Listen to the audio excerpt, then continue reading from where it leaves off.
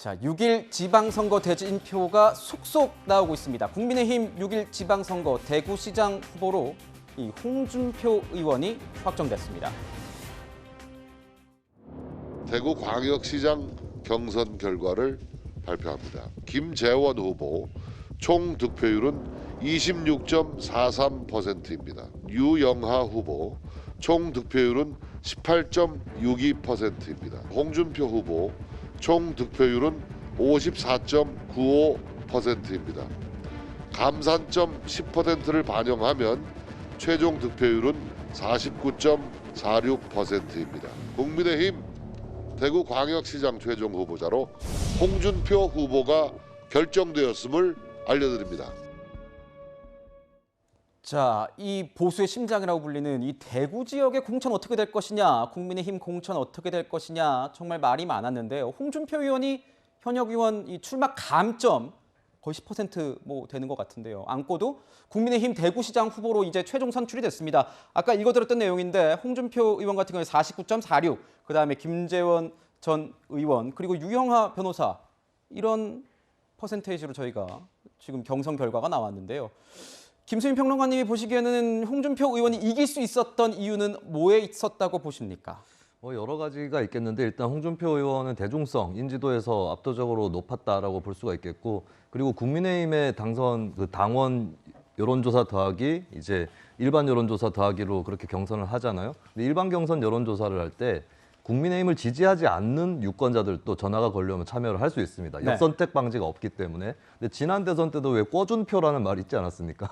민주당 지지층에서 홍준표 당시 후보의 지지율이 좀 높은 편이었는데 아마 민주당 지지자들도 홍준표 의원에게 투표한 경우가 상당히 있었을 것이고, 그리고 이제 좀 더 포지티브한 측면을 좀 말씀을 드리면 대구 시민들도 결국에는 스스로의 힘으로 좀 일어선 느낌이 강한 정치인을 더 선호할 겁니다. 예전에 2008년에 잠깐 친박연대 돌풍이 분 적이 있었지만 그때는 박근혜 전 대통령이 정치적으로 여당 내에서 비주류였고 이명박 대통령한테 좀 밀린다 싶으니까 대구 시민들이 도와준 거였거든요. 근데 지금은 누군가의 후광에 힘입어서 정치하는 정치인들을 선호하지 않는다라고 하는 것. 대구 시민들 입장에서도 스스로 설 수 있는 그런 정치인에 대한 선호가 분명히 있다라고 하는 것이 오히려 이제 김재원 후보의 어떤 윤심에 대한 호소, 그리고 유영하 후보의 박심에 대한 호소, 이런 것들이 거꾸로 시민들의 경계를 받지 않았는가 이렇게 분석을 해보겠습니다.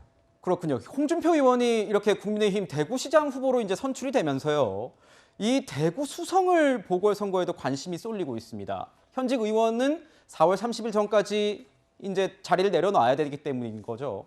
자, 김재원 전 최고위원과 유영하 변호사, 박심이 있었다는 유영하 변호사, 보궐선거에 출마할 가능성이 있는지 위원님께 여쭤보겠습니다. 아마 기회를 얻기 힘들 것 같아요. 얻기 힘들까요? 두 분은 이제 둘 다 이제 수성을 지역으로 이사를 하셨어요. 그게 이제 대구시장 후보가 안 되면은 홍준표 의원이 떠난 그 국회의원 자리를 차지하겠다는 생각이 있었던 것 같은데, 지금 공천관리위원회 논의는 그보다는 새로운 인물, 꼭 그렇다는 게 아닙니다. 여성, 청년 이런 분들한테 기회를 주는 쪽으로 한번 해보자. 그런 식으로 하고, 참고로 지난 인터뷰, 그러니까 공천 신청자, 대구 공천 신청자를 상대로 한 인터뷰에서 어떤 얘기가 나왔냐면, 한 후보에게는 당신이 당선되는 게 박근혜 대통령에게 어떤 이익이 있느냐 이런 얘기도 있었고, 당신 너무 양지로만 쫓아다닌다고 하는 거 아니냐. 또 한 분에게는 당신이 만약에 대구시장이 되면은 수성을 지역구에 당신 아들을 공천하려고 하는 거 아니냐, 이런 비판적인 얘기까지 나왔기 때문에 그 자리에 홍준표 지금 의원은 어차피 이제 대구시장 후보가 됐습니다만 김재원, 유영하 두 분이 공천되기는 기본적으로 좀 어려운 분위기입니다. 공천관리위원회 내에서. 네, 시청자분께서 지적을 해주셨습니다. 제가 좀 틀린 내용이 있는데요. 지방선거 30일 전까지니까 이제 5월 2일까지 이제 국회의원직을 내려놓으면 되고 4월 30일 이전에 이 의원직을 사퇴하면 대구 수성을 보궐선거가 6일 지방선거와 함께 치러진다는 의미에서 제가 말씀드렸다는 점, 시청자 여러분들께 참고차 말씀드리겠습니다. 자, 이번 지방선거의 최대 격전지로 꼽히는 지역은 여기입니다. 경기지사. 국민의힘 후보에는 지난 대선 기간 대장동 저격수로 활약해온 김은혜 이 국민의힘 의원이 선출됐습니다. 그 당시에 처장이 이 또한 경제 상황을 알 수 없기 때문에 플러스 알파를 해야 된다. 본부장에게 제출을 했습니다. 근데 나중에 공모지침서에서 빠져 있는 걸 확인됐다고 합니다. 그 당시에 이걸 아셨습니까? 그런 얘기 전혀 없었습니다. 민간에게 초과 수익 환수할 수 있는 걸 차단함으로써 4,040억 그리고 1조 가까운 돈을 화천대유에게 몰아주는 걸 지사님이 결국 하게 했다는 거죠. 그게 배임입니다. 저 김은혜는 오늘 국민의힘 경기지사 후보로 선출됐습니다. 여러분들의 지지에 깊은 감사를 드립니다. 저는 민주당에서 어떤 후보가 나와도 이길 자신이 있습니다. 반드시 약속을 지키는 경기도의 철의 여인이 되겠습니다. 저 김은혜를 지지해 주십시오. 예, 국민의힘 경기지사 이 경선이 굉장히 관심을 끌었던 거는 이 경쟁자의 유승민 전 의원, 대선 후보로 뛰었던 유승민 전 의원이 있었기 때문입니다. 유승민 전 의원은 결과가 나오자 이렇게 얘기를 했습니다. 권력의 뒤끝이 있었다. 뭔가 윤심이 있었다, 작용했다 이렇게 얘기를 하는 것 같습니다. 자, 이런 결과로 유승민 전 의원은 좀 기분이 상했을 것 같은데요. 황교안 대변인께 여쭤보겠습니다. 유승민 전 의원은 재기하기가 좀 힘들어진 상황이 됐습니까? 어떻습니까? 네, 저는 사실 일단 저 SNS를 보고서 좀 놀랐고요.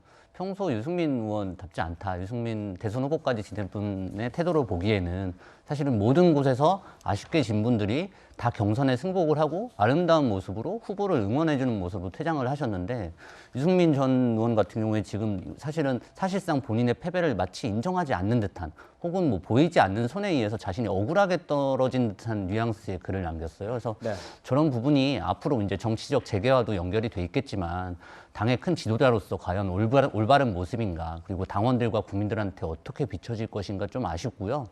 저 오히려 어떻게 보면 사실은 이제 네. 유승민 의원 같은 경우도 경기도 나온 것 자체가 본인이 연고도 없는 곳이었고 어떻게 보면 좀 사실 무리해서 나오신 거잖아요. 정계 은퇴까지 생각을 하셨다가 본인이 경기도 지사 정도면 지금 마땅한 경쟁자가 없고 해서 나왔다가 지고 나니까 사실 저런 모습을 보이는 거는 사실 이번에 그 경기도지사 경선 과정 되게 사실 좋았거든요. 뭐 토론도 그렇고 사실 네거티브도 없었고 품격 있는 토론들이 이루어졌다는 평이 많았는데 마지막에 경선을 지고 나니 저런 모습을 보이는 건 저는 옳지 않고 저런 모습들 때문에 오히려 당원들이 유승민 전 의원에게 실망을 했고 앞으로의 정치적 재개도 저런 식으로 퇴장을 한다면 누가 기회를 줄 것이며 또 누가 더 큰 정치를 원하겠나 싶습니다. 네, 유승민 전 의원 같은 경우에는 이 자객의 칼을 맞았다 이렇게 얘기를 했습니다. 아마 일반 여론조사에서는 굉장히 압승을 하고 이 당심, 이 당원 투표에서 졌기 때문에 저런 표현이 나온 게 아닌가 싶은데